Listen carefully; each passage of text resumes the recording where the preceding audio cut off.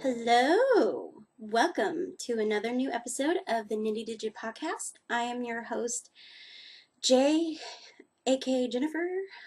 Should be the other way around. Anyway, what up, ducks? How are you guys doing? It's been a long time since we've seen each other. I hope you guys are doing alright on this wonderful, wonderful fall weekend. I am doing fabulous. But let's start with the knitting, shall we? I have a half-finished object. Yes. Can you guess? Well, you probably already saw it. Yeah? Yay! Yep, I have a hoe. Look at this pretty hoe. And it's so nice and soft. Very happy with this.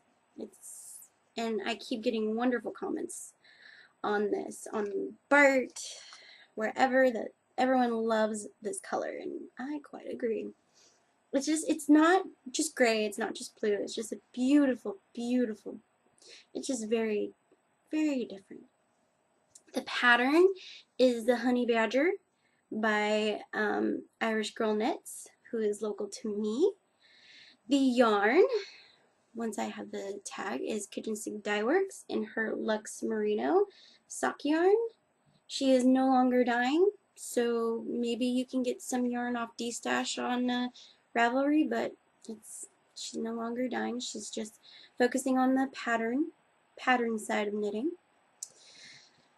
Let me show you what I have so far on the second sock, because if I don't start knitting on the second sock, I will have second sock syndrome, and then no bueno, it won't get done. So I always cast on the next sock immediately, like right away. So here we go. I'm knitting it on size 1 needles, on my signature needles, which is a US 1, as I said before, 2.25 millimeter. And I have one more repeat to go on the Honey Badger cuff, and then I start the top Honey Badger comb, the honeycomb top of the foot pattern, which is a little bit more, you see these kind of yarn over type things, they are spaced out more, as you can tell.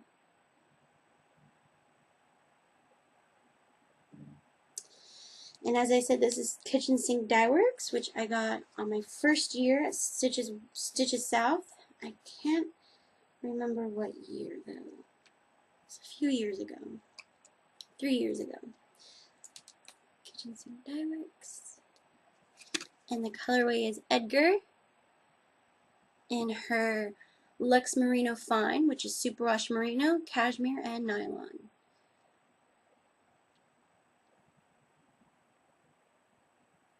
There you go. It is fabulous. I have a few more skeins of her, and then I won't have any more. So I'm going to kind of milk it as much as I can. And I have a good enough yardage. I'm almost to the heel, so I have a lot of yarn. I'm going to have some yarn left. And I have some ideas of all my scraps that my friend Madame Lederhosen has been doing. So I'll do that once I have a good enough scrap stash. Oh, cashmere. Yes. I need more cashmere in my life. Too bad it's a very nice fine. So here it is again. I've been working on it on the train. I've been more, I got behind on my audio podcasts, which I listen to while commuting home. Not commuting to work, because I tend to I won't remember things in the morning. I'm not a morning person. So I listen to new age music when I go to work, because it just prepares my mind more, and I read also, so I can't really listen to audio podcasts and read at the same time, because, you know, different brains, different parts of the brain. So I just it helps me prepare better in the morning if I listen to New Age music and read. And I like to read my newspaper on my Kindle. It's just, yeah. I think 2 Christmases ago, I knit in the morning and in the afternoon, and it was fine. I got things done, but I just didn't feel right. But anyway.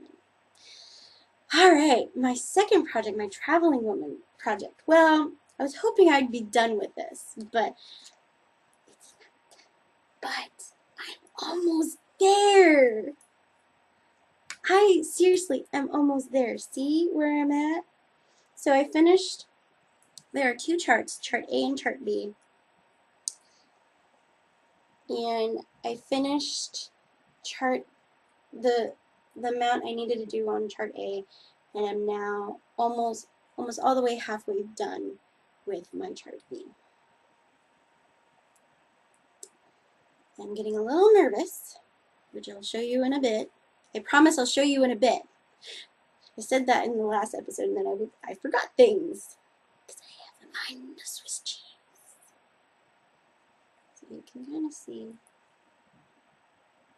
Of course, again, since it's lace, it looks like cat barf. But I assure you, it is going to be gorgeous.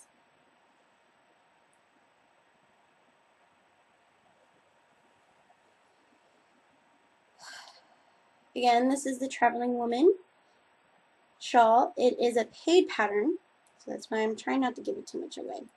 By Liz Abernathy, or aka Feministy. She used to dye yarn, now she's focusing on the patterns. What is with you indie dyers? I missed your yarn. Anyway, you make wonderful patterns, Liz. I don't think she watches me, so there you go. The yarn, the beautiful, beautiful, I don't think the light is giving it much justice, but it is a beautiful, gorgeous green. It's called Emerald City. It is, of course, Lisa Souza, which I'll show you the tag in a bit. Her sock merino, which is 100% superwash, super fine merino wool. No nylon. And yeah, it's 500 some yards, which I'll show you the tag. So, why I am getting nervous. Oh, shit. Oh, fudge. Oh, fudge.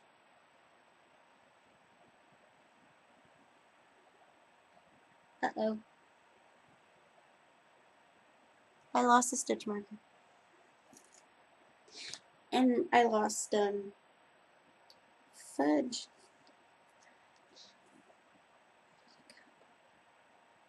It's gold. How could you lose it? Uh-oh.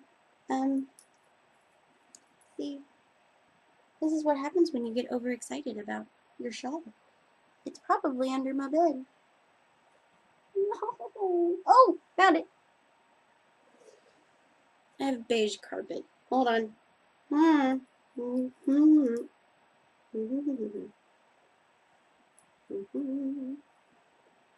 You get to see me knit. Because this, I lost a yarn over. And that's not going to be good. That's never going to be good.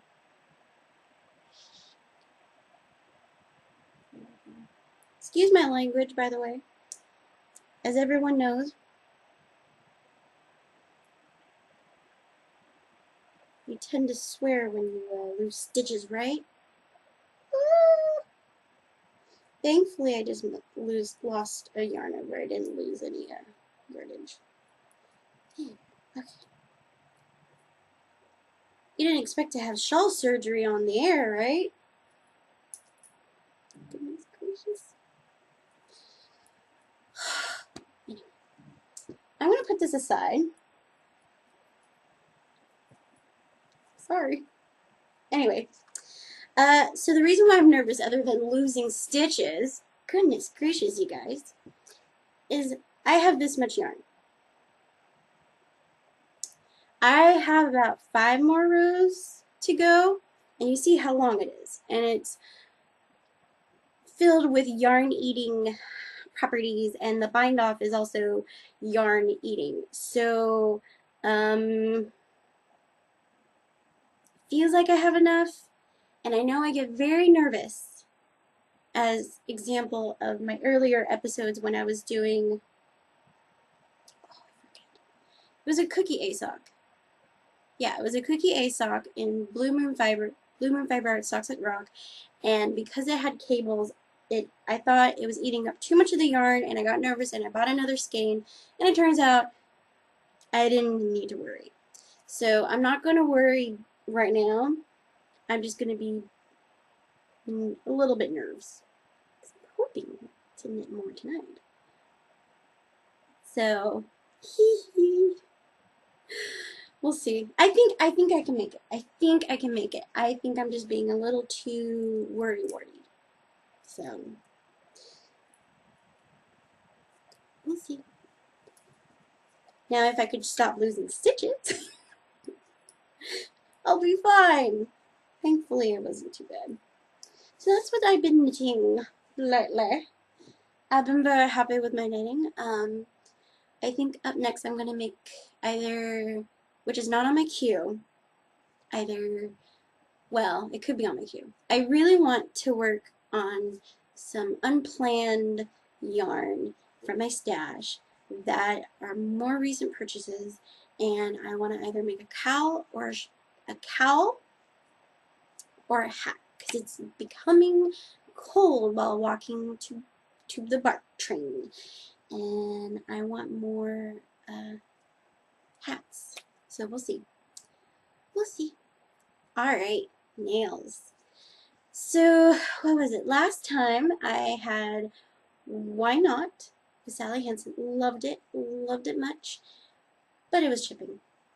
It chipped right away. It's like, oh, you don't last long on my nails.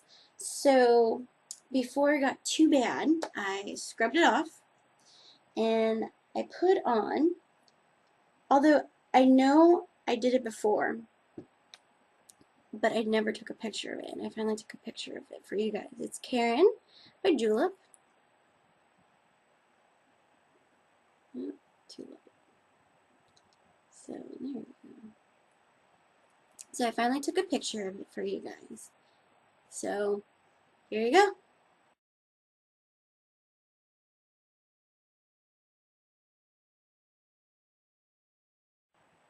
So then that was chipping, and I mean, it was weird. I don't know why. Well, I don't know. Certain juleps don't chip as much, and then some juleps do. Nature of the beast. So I took that off. It lasted a few days. I took that off, and I wanted my vampire dark fall red, and I decided to bring out an old yarn nail polish of mine that I haven't used in a while, and that is Manicure by OPI. And I don't remember it being so streaky. So I put it on. So this is what I have on right now. So I put it on, and it was streaky. It was a pain in the tush to really get an even paint. It was, I don't remember. I mean, I only painted with it once before in around February, because I wanted a dupe of Rescue Beauty's Vampire Red. So I went and got this, and I don't remember it being so streaky. I don't know. It was February of last year. It was before I was podcasting, actually. But it wasn't too bad that I nixed it. It was streaky and it was a pain, but I got it to work. And that lasted for a day, and I decided the unevenness and whatnot, and it would have parts where it just wouldn't paint. So I covered it up with fairy dust. China glaze, fairy dust. Now, let's see if I can get this to. You're not going to get it, are you? You can kind of see the holo. See? The holo. So here's, let's see if you can, it's also kind of chipping too. I think I'm just being too rough on my nails lately. See? Oh my god, I love it. Ah!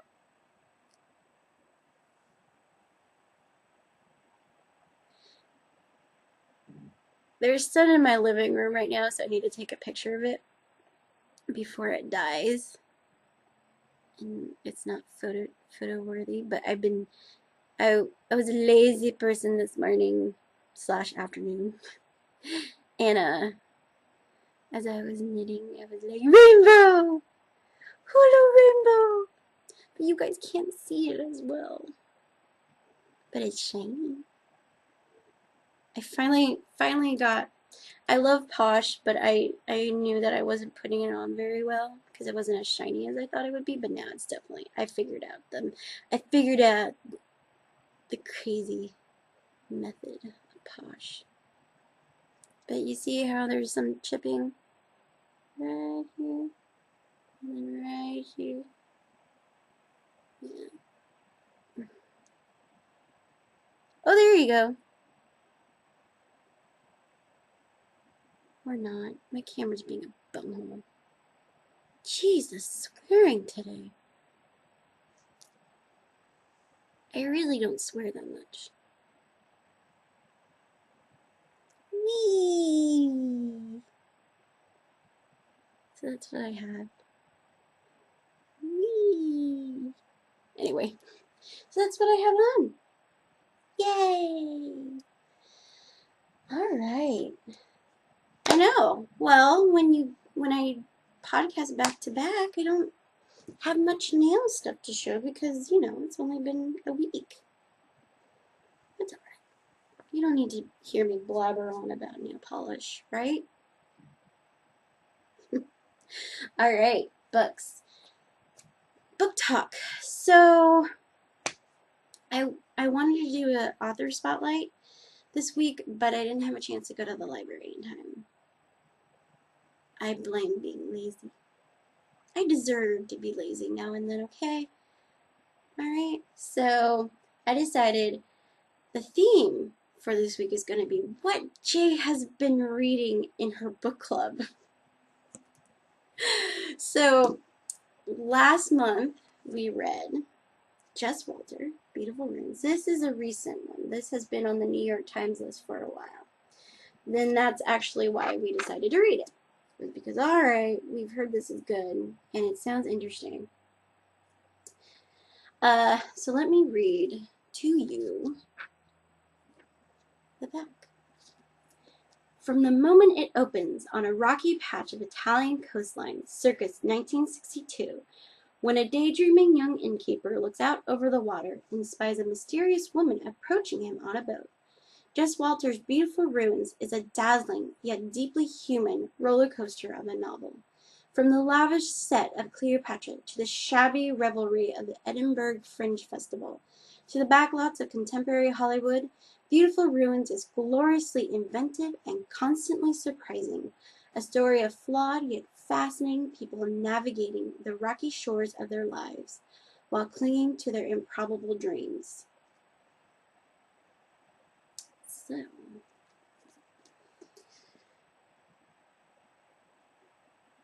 just to warn you, it's slow.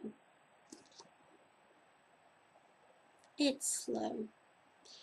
Very slow read. And there's so many characters. Excuse me. There's so many characters to keep track of and to figure out how they're all connected that it just it's it's not the best, but it wasn't, I mean, it wasn't painful to read. Like, it just, there are painful books that I've read that is just like, no, never, ever, ever. This, I don't feel that way. I think it just was slow to read, too many characters that, you know, were shallow, like two-dimensional. They were just they were not dimensional at all. They were two-dimensional. It just, there was no depth because there was so much attention on all of these characters, and they were all vital to understand the webs of these people. And you're going from 1962 to present day to 1980s to, it was just, it was scattered, and it was, of course, not linear, which, I don't mind non-linear books. It was hard to keep up. And you'd have to eventually create a map, and then it would ruin the story. I think the best part of it was the end.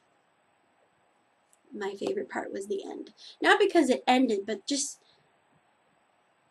I like inventive writing. I like things that turn things on its head, and the way it ended the novel was inventive. I mean, I bet you it's been done before, but not in this way.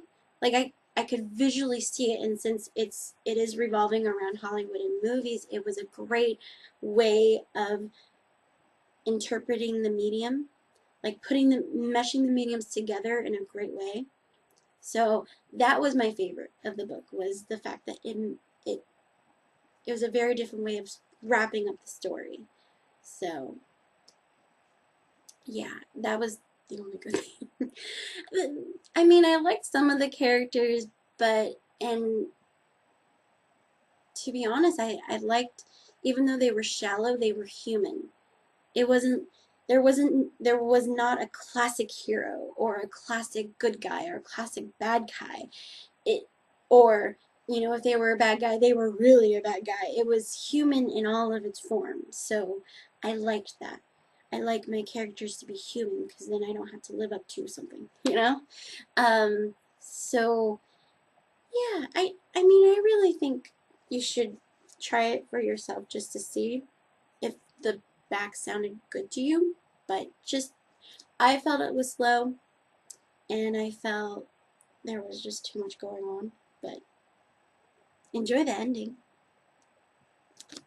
That was last month, which is September. This month, which I'm meeting up with them this Tuesday, is this book, Don Lee, Yellow. And before I read the sides, I just have to say, wholeheartedly love this book. I do. I wholeheartedly love this book.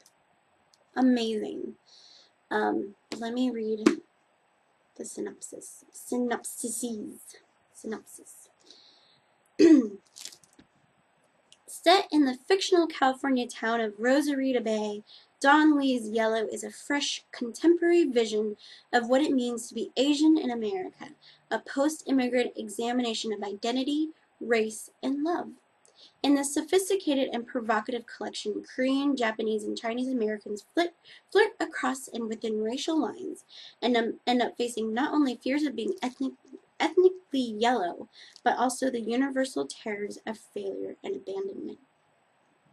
In a wide range of moods, from the hilarious to the poignant to the sublime, these stories are smart and sexy, wry and evocative. Novelistic in scope, they feature such memorable characters as Annie Young, whose aching heart and passion for country music have her longing for a cowboy; Duncan Rowe, a big wave surfer trying to transcend his reputation as a womanizer; Patrick and Brian Finney, two mixed-blooded boys deserted by their golfer dad; ex-fisherman Alan Fujitani, marooned in romantic widowerhood; and the wildly competitive Oriental hair poets Marcella Ahn and Caroline Yip, engaged in a battle of wits for the attention of Dean Kaneshiro, whose handcrafted chairs are museum pieces. The title novella, which was a finalist for a National Magazine Award, spans 20 years, following Danny Kim from his disastrous foray into boxing as a teenager to his ascent into Boston society as a management consultant, poisoned not so much by racism as by his paranoia of it. A literary descendant of Dubliners in Winesburg, Ohio, Yellow captures modern Asian America lives with moral urgency, surprising compassion, and sly humor. Very interesting. So, and this is going to be on a personal note. So, as someone who is half Filipino, half white, it I've always been interested to read ethnic books in a sense of ethnicity as a whole, as a person, because I've never felt,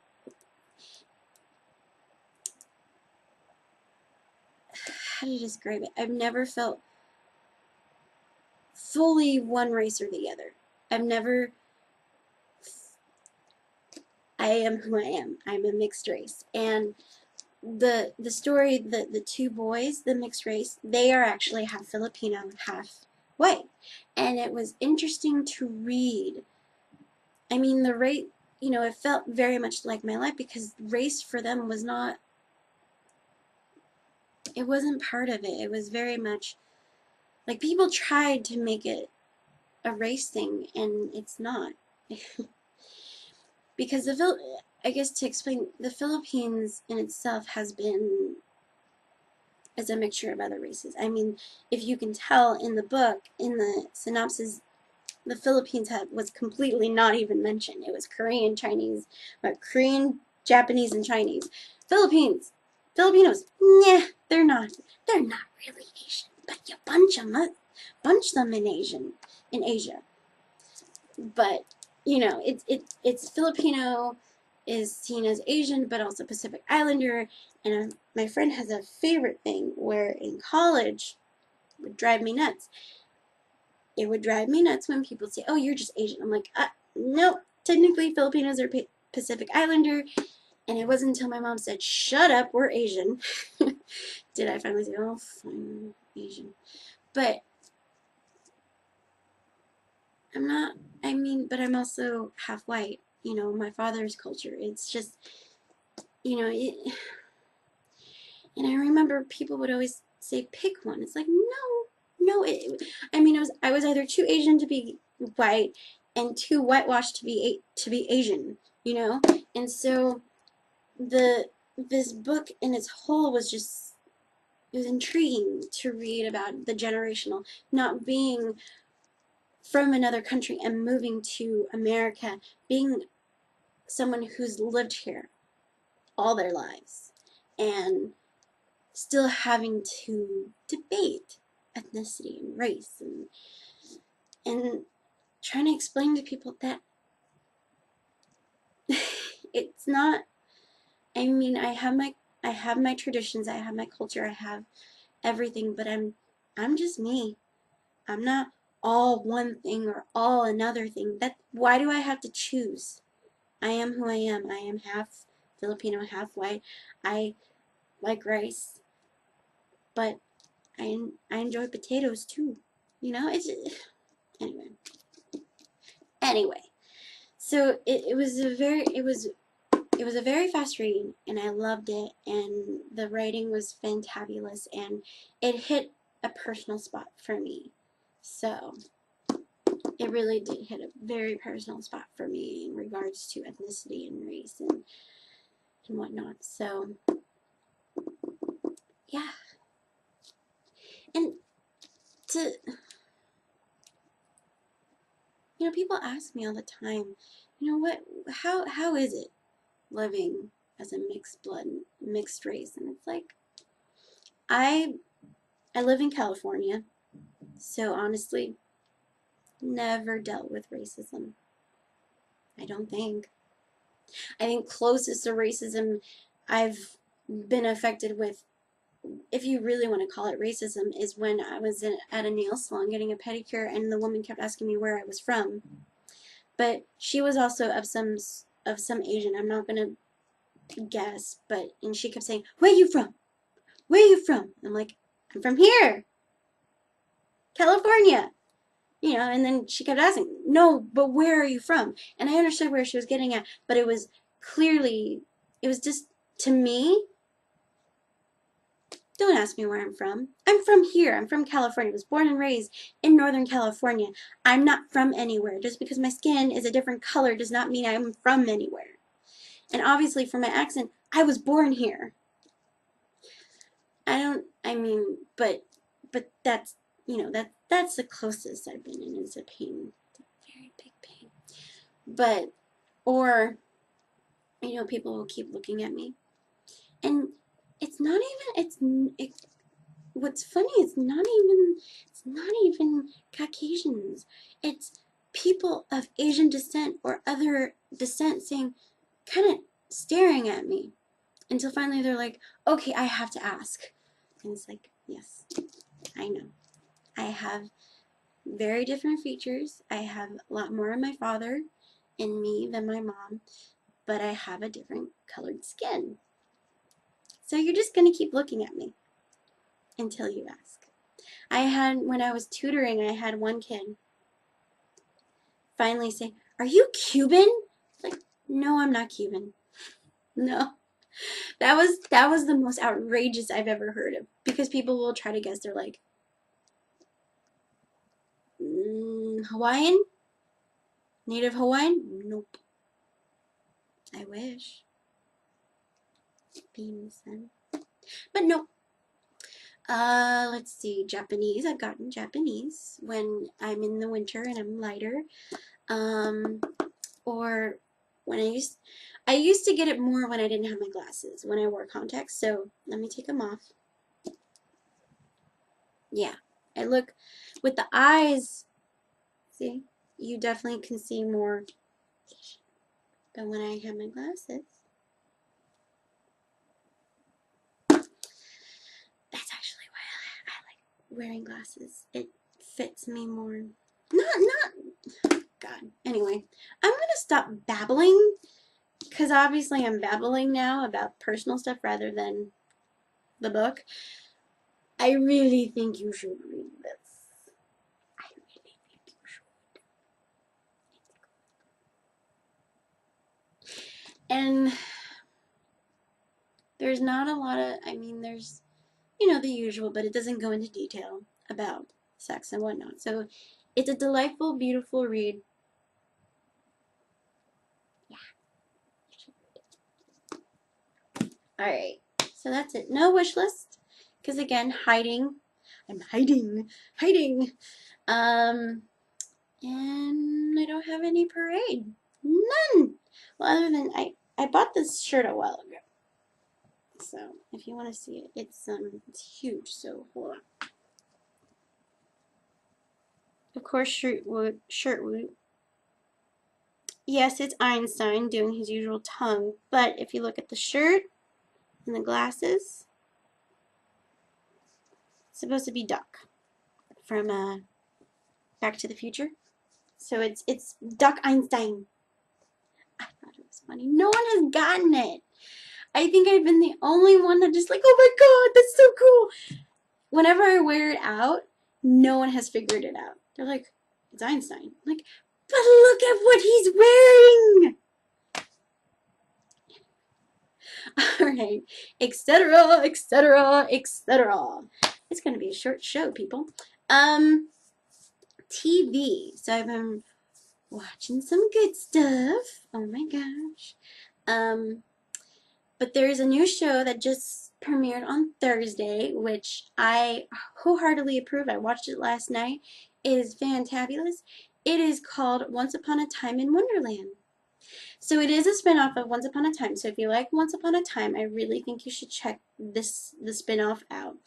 I don't agree with the Chronicle that it's better than its spinoff Once Upon a Time, but it is less Disney-fied. Like, okay, ABC is very much a Disney company, and of course it's gonna have Disney moments.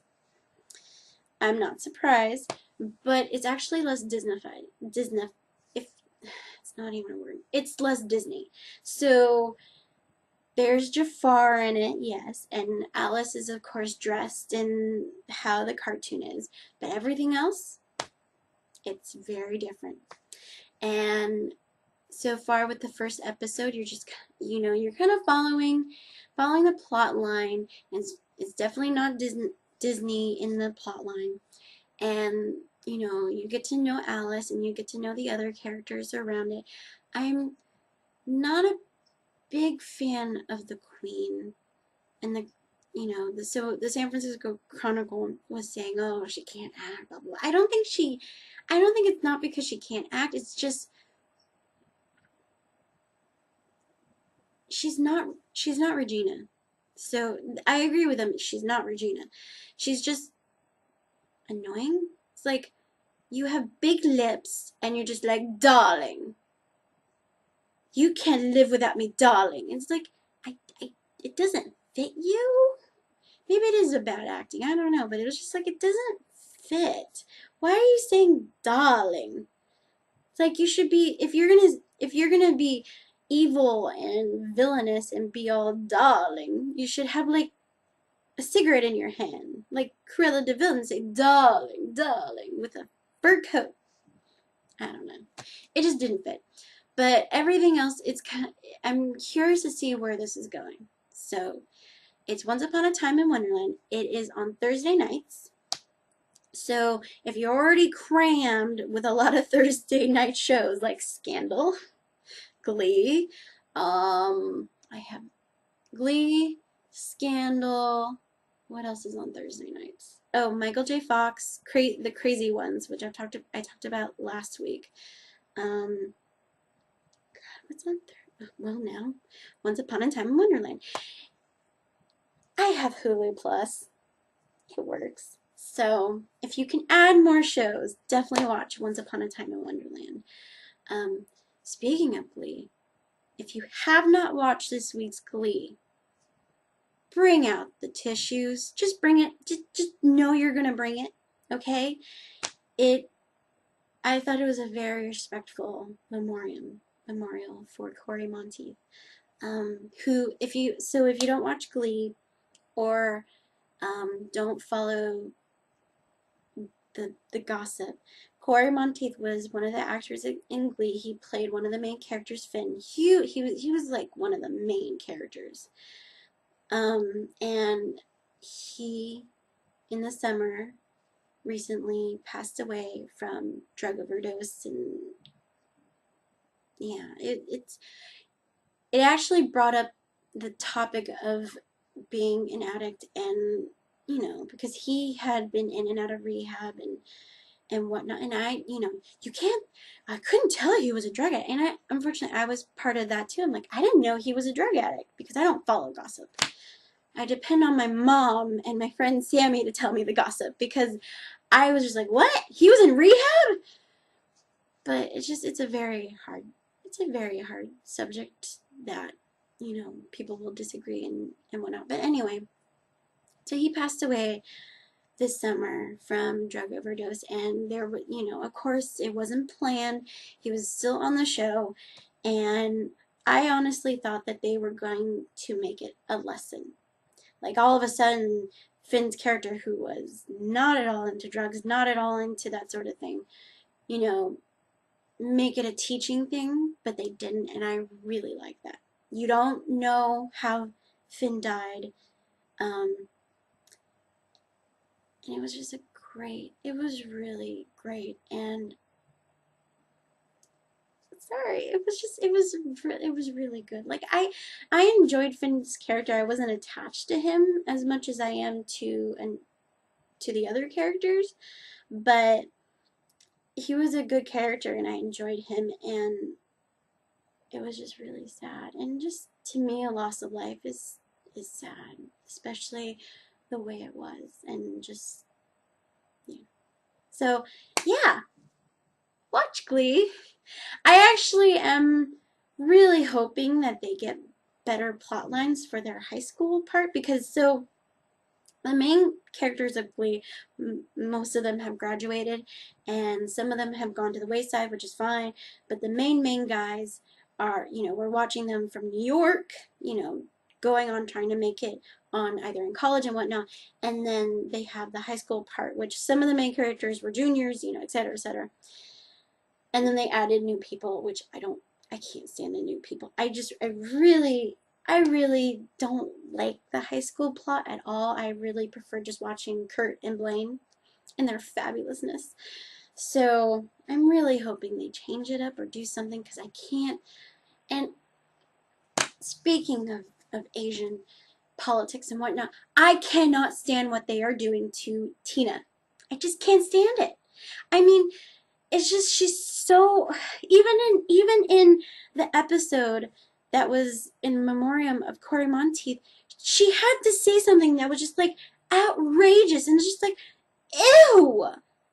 Oh my god, I just can't stand her. And it's just like, and I know she's supposed to be the what do you call it? I forget I forget the word. Why are words coming out of my mouth? Coming out of my ears. She's supposed to add diversity and whatnot, but I can't stand her. I just can't stand her anymore. I liked her when she was dating Mike Chang and discussing roles as an Asian woman, but now she just drives me up the wall and I don't like her anymore. So anyway, enough ranting and raving. What else? So I talked about Once Upon a Time in Wonderland. I talked about Glee. I'm excited about next weekend. So you guys know that the reason why I'm doing back-to-back is because I'm seeing my friends in Santa Rosa. And I'm so excited. I can't wait. I love Sonoma County. If I could, I would live there. It's just, it's too expensive and my job is here. My life is here. So, although, anyway, so I get to do that on Saturday. And then my friends have added an event on Sunday, which kind of glad that I'm doing this back to back because then there would have been no show. Because all day on Sunday, I didn't know this, but Half Moon Bay has their pumpkin festival on Sunday. Yes, I love Half Moon Bay. I've been wanting to go. And then when Yosemite was closed and found out, oh, I don't have much gas money, I was going to go to Half Moon Bay, but still didn't have the gas money. But now I'm carpooling. Yay! And of course, we're bringing lunches, so that will help us. And then we are going to spend a little bit of money and go to the Half Moon Bay Brewing Company. So that will be fun. And it's going to be an all-day thing. I'm going to be a little cranky on Monday because by the time we get home, it's going to be late. But it's going to be so worth it. Life is too short to worry about sleep. So I'm way too excited. And I get to spend more time with my friends who just recently got married in April, and they've been so busy with life and whatnot. And I had dinner with them on Thursday actually, and oh my god, so they're a married couple. He and I went to high school with each other, and he is actually really good cook. He made this whole Italian feast, and I'm just like, oh my god, this is so. And he taught me how to make carbonara sauce, which was completely different and amazing, and it was just absolutely delicious. And I'm just like, oh my god, this is so good. So yeah, gotta find me someone to cook for me. I'm an okay cook, but I'm not amazing. So if I can find myself a cook. So if you want to cook for something, I'm gonna shut up now. That's it. All right. So that is my plans. Hopefully, since it's only 44 minutes right now, if I cut it now, maybe I can slip one in before Halloween. Right? Right. Anyway, you guys, thank you so much for for dealing with my babbling. It was great. Anyway, you can find me. You can find me on Twitter at j_crafty_geek. You can find me on Instagram as jcraftygeek. You can find me on Ravelry as Knitterly Book Lady. We have a Ravelry group. We are silent, but not deadly. Check us out. What else? Oh, my show notes. Yes, see, I remembered. Show notes can be found at nittydigits.blogspot.com, where you can find web links to the things that I've mentioned in the podcast. And if they are Amazon links, check them out. I will try to get links that will give you great deals. And if you purchase them, I get a certain percentage. If not, don't worry. I don't care. It's just something that's there. Alright, you guys, you have an amazing 2 weeks, and I will hopefully see you at the end of October or the beginning of November. Isn't this year going by way too fast? It's amazing. Anyway, you guys, have a great nitty-gritty day. Bye. Just a small town girl living in a lonely world. She took the midnight train going anywhere. Just a city